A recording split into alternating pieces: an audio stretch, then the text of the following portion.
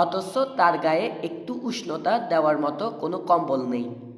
কত নিষ্ঠুরভাবে সে আজ একা, শূন্য হাতে পড়ে আছে। কিছুক্ষণ পর অ্যাম্বুলেন্স এসে থামল। দেখলাম একটি ছেলে লাশের পায়ের দিকটি ধরল, অন্য একজন মাথার দিক থেকে দেহটি তোলার চেষ্টা করল।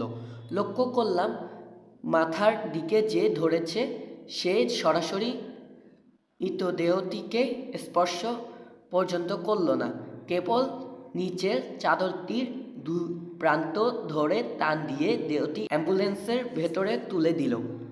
মনের ভেতর হু করে উঠল।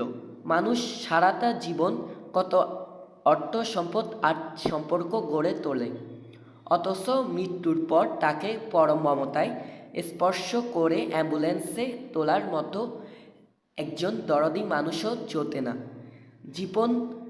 জীবন কতই না নির্মম, আর মৃত্যু কত নিদারুণ এক সত্য। গল্পটি লিখে দিয়েছেন রুহুল আমিন ভাই। ধন্যবাদ জানাই আপনাকে এত সুন্দর একটি গল্প আমাদের উপহার দেওয়ার জন্য। আর সবাইকে বিদায় জানিয়ে আমি এখানে এই গল্পটি শেষ করছি। মোস্তাফিজুর রহমান সিয়াম। আসসালামু আলাইকুম।